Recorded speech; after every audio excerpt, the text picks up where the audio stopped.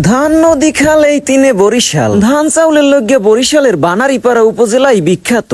ওই যে মগো কাজী সুবনা ভাই গানের মধ্যে কইছিলে না, বানারীপাড়ার চাউল ভালো সুবারি আর না হই। হেই ঐতিহ্যবাহী বানারীপাড়ার ধান চাউলের এই কারবার দেখতে আইছি। বালাম চাউলের লগ্গে বিখ্যাত এই বানারীপাড়া হইলেও এখন ইরিদানের মৌসুম। ইরিদান পাকছে কোলায় কোলায় গনে পাহা ধান কাটে লই আইছে টলারে করিয়াই নেভাইরা হেরা উপারে উড়াইতে লাগছে এই ধানগুলান। কোলায় বীজ লাগাইয়া ধান টান বড় করিয়া পাহাইতে পর্যন্ত অনেক পরিশ্রম হয়। এই পরিশ্রমের ফসল এখন বাড়ি উড়াইতে লাগছে। ফসল বাড়ি উড়াইয়াও পরিশ্রমের শেষ নাই। কি কি করতে হয় হগল কিছু আমনে গো দেখামো, ভিডিও গা টাইনেন না। ধান মলার লগে মার ওই মেশিন চালাইতে লাগছে। এখন তো আধুনিক হইয়া গেছে। আগের দিনে 22 দিয়ে পিড়াইয়া ধান মলতে, হেয়ার লগে আবার গরু দিয়াও ধান মলতে, লগে পাও দিয়াও মলতে দেখতাম। আধুনিক মেশিন হইয়া পরিশ্রম একটু কমছে, তয় হেতটাও কমে নাই। দেখবেন না কতটা পরিশ্রম লাগে এই ধান দিয়ে চাউল বের করতে। একজনে ধান আইনে রাখছে, আর একজনে মেশিনের মধ্যে দিতে লাগছে। ওকুলে আর একজনে এই ধানগুলা লইয়ে যাইতে লাগছে। ধানের নাড়া কুড়ে হগল এক জায়গায় রাইস হইয়া বয়। এই দিক দিয়ে একটু পরিশ্রম কমছে,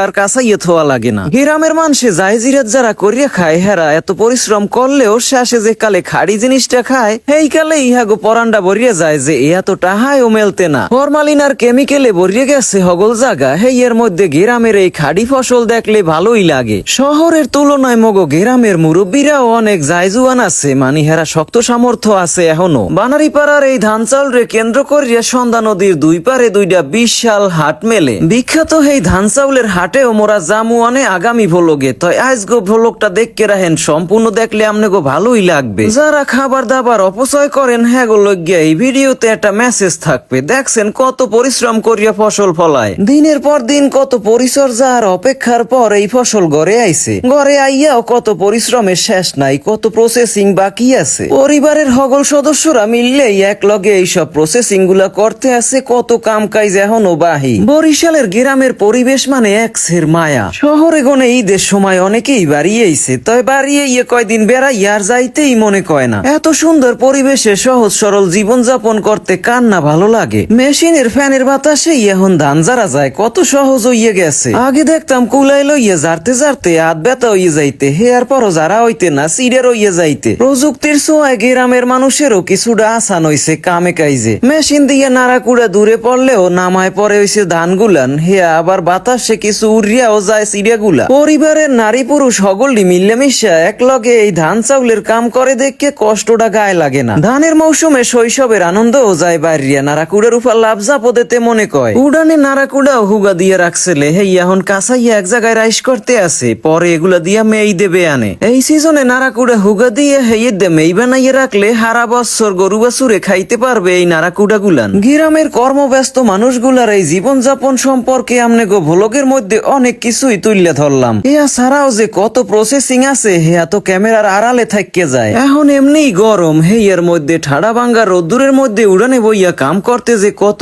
কষ্ট, হেয়া তো ঘামে ভেজা। এই জামাগুলা দেখেই আপনারা বুঝতে পারেন। পরিবারের বুড়া আর ছোট নাই, হগলটি মোটামুটি যে যা কাম পারে হেই করিয়ে পরিবারের সহায়তা করে। তয় আপনারা বুঝতে পারেন যে এয়া তো এক মৌসুমে ইহুদা এত কষ্টের কাম করে। আসলে অনেকেই এটারে পেশা হিসাবে নেছে। বানারীপাড়ায় এই ধান চাউল নিয়ে অনেক পেশাজীবী মানুষগুলা বাস করে এই জায়গায়। ধানের হাটের গুনে ধান কিনে আনিয়া হেইয়া হিজাইয়া হুগাইয়া বানাইয়া হেইয়ার পর চাউল বানাইয়া হেইয়া আবার চাউলের হাটে বেছে। আজগো ভ্লগে হুদা দেখাইলাম যে নিজস্ব কোলায় মানে জমিতে যে ধানগুলো হয় হেইয়া উড়াইয়া হ্যাগো কত প্রসেসিং করা লাগে।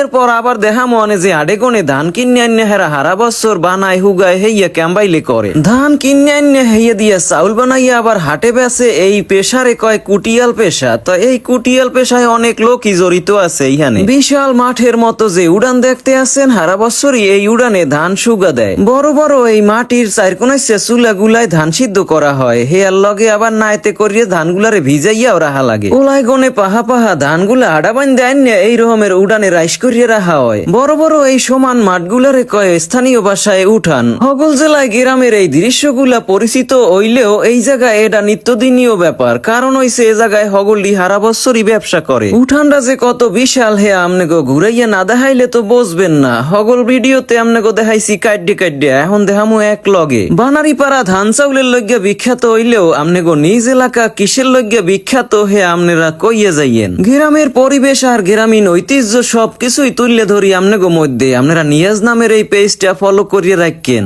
এ জায়গায় এক গিরাস্তে হে মুরাল লাগে আশের আন্ডা উমান দিছিলে হে দেখি আশের চাও ফোটাইছে কি সুন্দর। ধানের এই মৌসুমে পশু পাখিও এখন কর্মব্যস্ত হইয়া যায়, খাবার দাবার খোঁজ দেথায় হগল উডানে। বানারীপাড়ার এই ঐতিহ্যবাহী পেশা সম্পর্কে আমনেগো কিছুটা ধারণা দিলাম এই ভ্লগে। এই ধরনের ভ্লগ যদি আরো চান অবশ্যই কমেন্টে জানাইয়েন। আজগো এই ভ্লগটা যদি আমনেগো ভালো লাগে তয় হগলডিরে শেয়ার করিয়া দেখাইয়েন। আপনারা হগলডি ভালো থাকেন, আল্লাহ হাফেজ।